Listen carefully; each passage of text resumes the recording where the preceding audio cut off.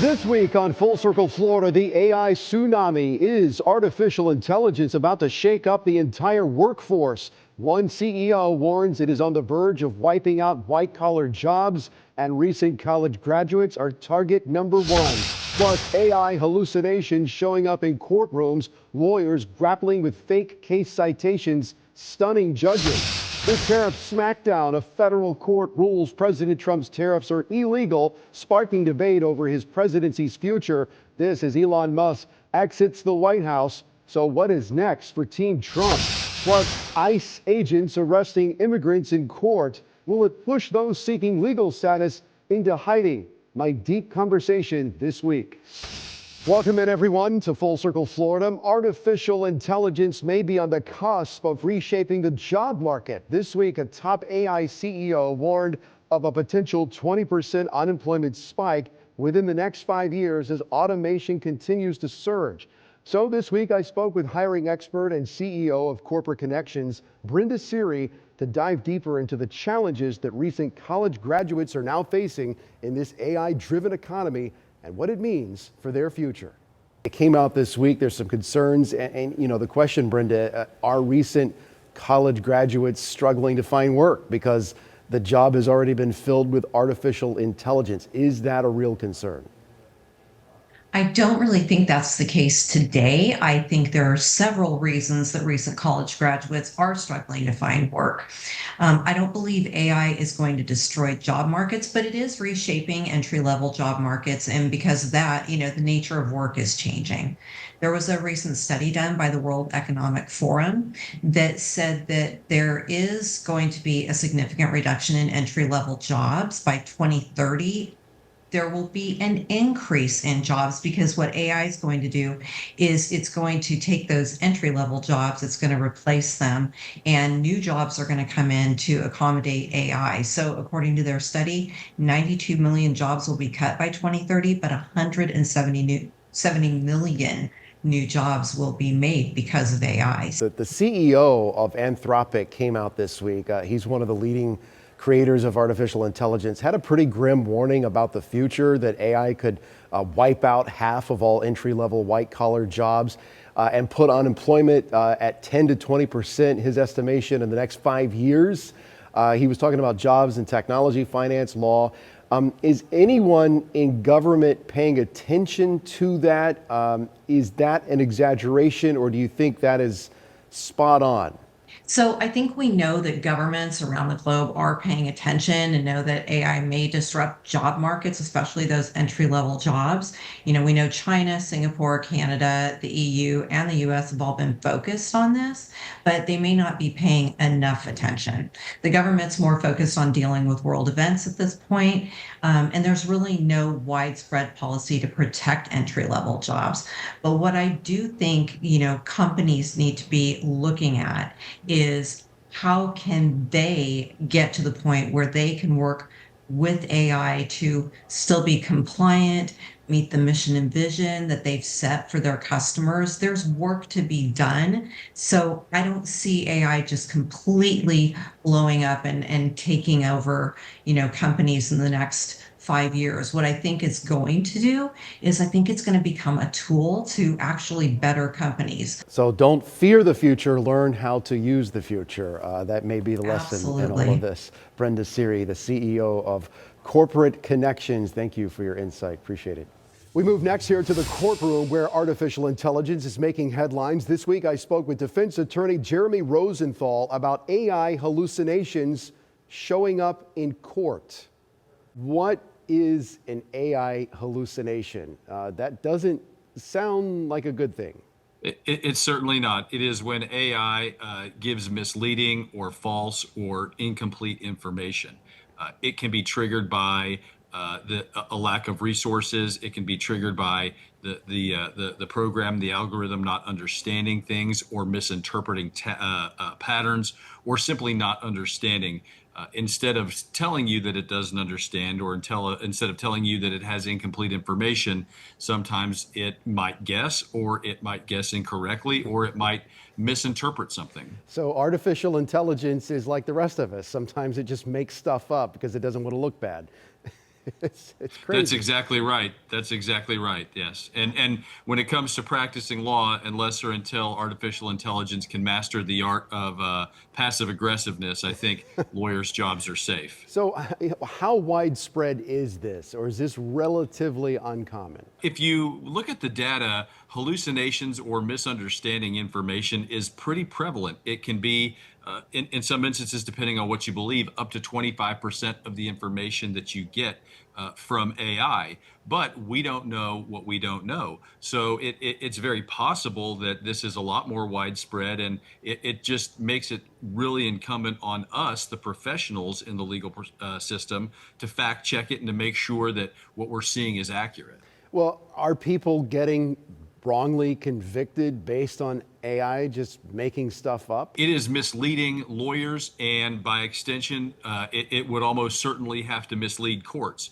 Judges who use AI on their own to do their own research, or lawyers who unintentionally mislead judges, can lead to all sorts of wide-ranging issues and problems. Innocent people can get convicted. Guilty people can get set free. Contracts that should be held as valid are getting held as invalid.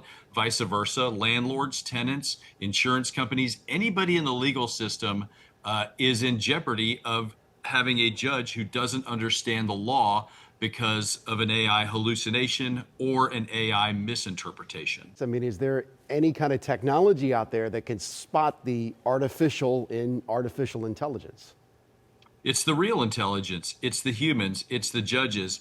It's the lawyers. And what we have to have happen is we have to have people who have to do the hard work. You can't let AI do everything for you. AI doesn't understand a lot of the nuances of case law. That's part of the problem, is that case law can be very complicated. What's called writ history can be very complicated. What courts have chimed in? Has a case been overturned? These are questions that AI simply doesn't get right frequently enough for us to rely on it. Wow, so fascinating and a little bit terrifying at the same time. Jeremy Rosenthal, as always, thank you for your insight. Appreciate it. Next on Full Circle Florida, President Trump's tariffs ruled illegal and Elon Musk exits the White House. Dr. Susan McManus joins me next. Welcome back in to Full Circle Florida. Let's bring in our political analyst, Dr. Susan McManus. So President Trump's tariffs declared illegal by a federal court this week, the International Court of Trade, although the appeals court quickly reinstated them for now. But everything that President Trump is doing eventually flows upstream to the U.S. Supreme Court. You know, the reporting out this week is that there's no guarantee the high court will rescue the president on this tariff policy. What would that do to President Trump politically? Well, politically it would be very damaging, because what would happen is, if you require the usual process to go through from this court to that, it could be near the end of his administration before anything gets resolved. In the short term, though, what it does, it's already contributing to the fact that his numbers on how well he's doing with the economy have already slipped from what they were when he took office. It would seem he needs the tariffs and he needs the time for this in order to play out and actually work. Yes. Meanwhile, Democrats, are they any closer to figuring themselves out? I mean, one of the stories that got a lot of traction this week, the elites in the Democratic Party spending $20 million to study how to speak with American men. I'm not making that up. What does that say about where the party is right now? Well, they're in a mess. Every day you see a new analysis by some Democrat or some Democratic group. But let me tell you why the young men thing is so interesting.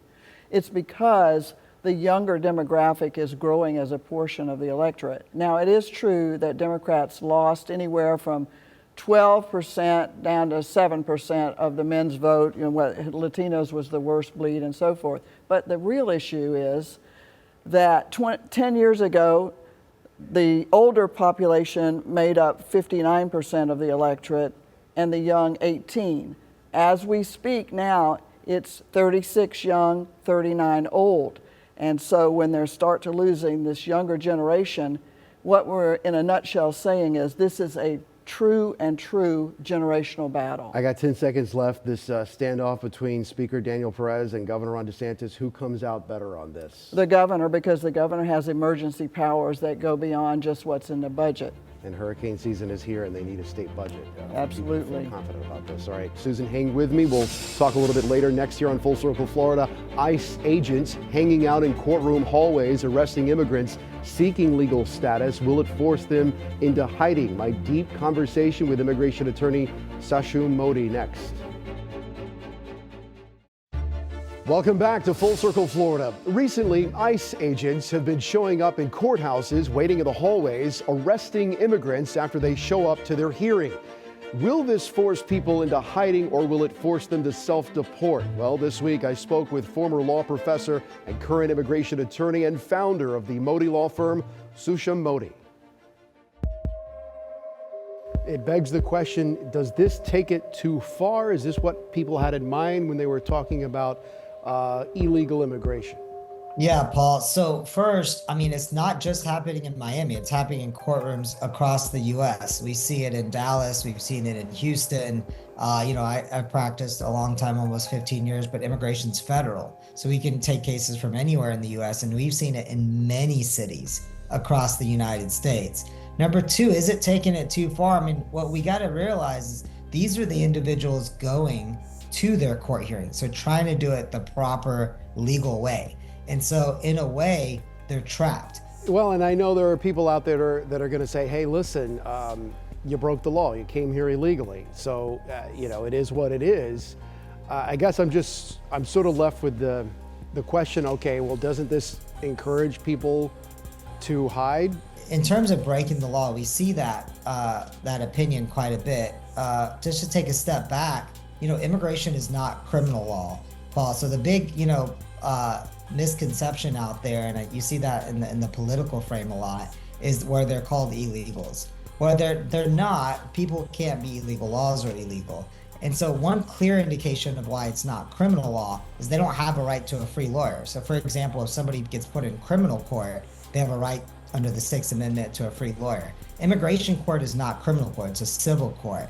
Second, in terms of the other part of your question, Paul, what should they do? Well, they do have certain rights still. Number one, it only applies to individuals in the last 2 years under what's called this expedited removal. Number two, even if they were under expedited removal, really important to figure out if they're afraid to go back. That's what a lot of individuals could be in this circumstance, because they actually did it in terms of the legal way. They gave themselves up, or they were at the border and then they got parole, like they were detained, and then they were released by immigration, right. And now they're getting picked up again. And the only way that they're released often, Paul, is when they have no criminal history. This has gotten political under the Biden administration, under the Trump administration, so it's in that context. But I mean, what was it, the famous poem, bring us your weak, your tired, humble masses yearning to be free. I don't know if we have forgotten that, but it's one thing to go after criminals, which I think a lot of people who voted for Trump thought that this exclusively was going to focus on, that people, violent gang members or whatever, who are breaking the law.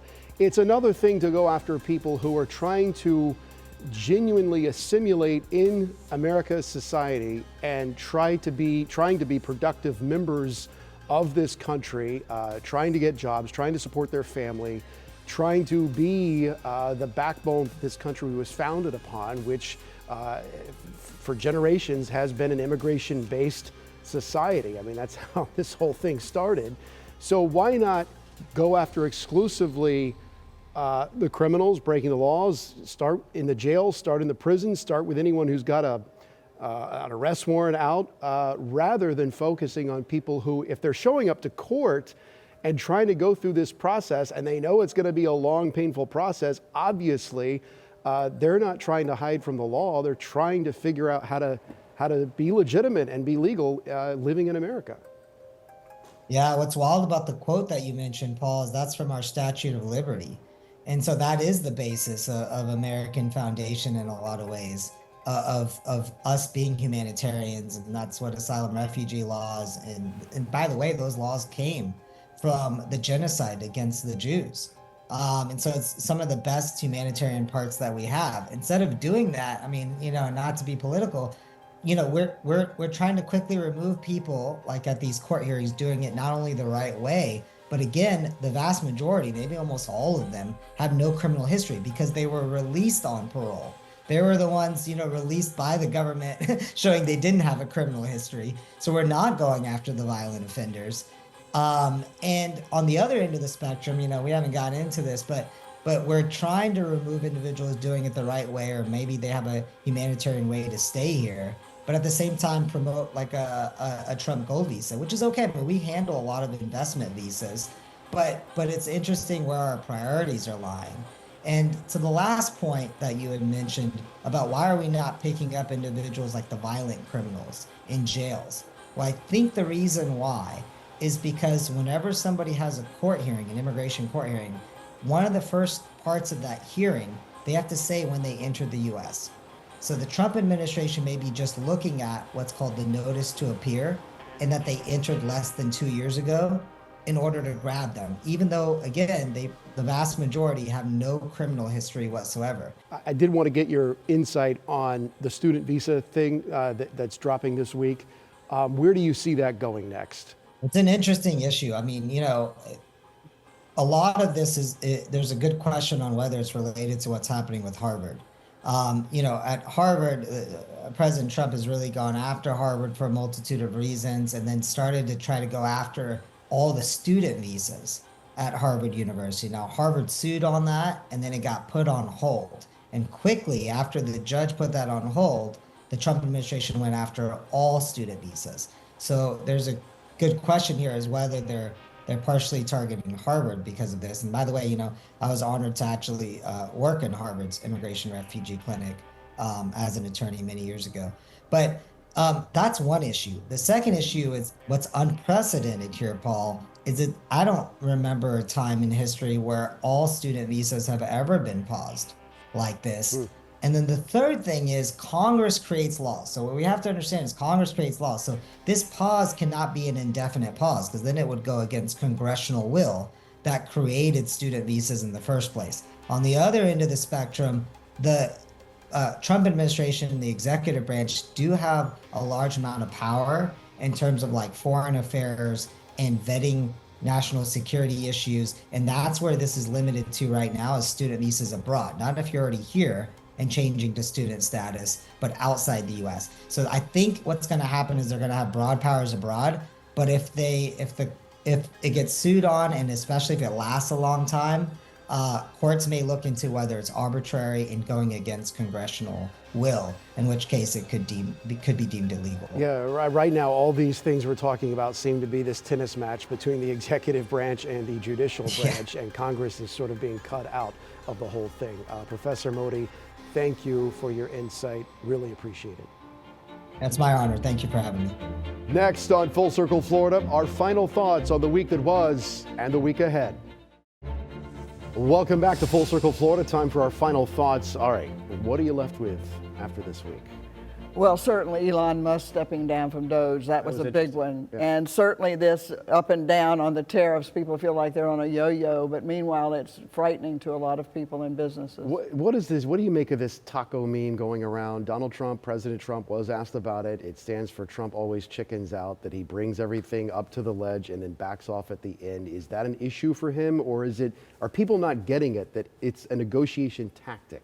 Well, I think it's been very clear. They've tried to make it clear to people that it's a negotiating tactic, and people are okay when they cut back on them. So it's working for them so far. All right, Susan, as always, thank you for stopping by. Thank you for watching us here on Full Circle Florida. We hope you'll join us again here next week. Make sure to add our free 24/7 streaming news channel, ABC Action News Plus. There you'll find all the in-depth reports on the stories that matter to you. Have a great week.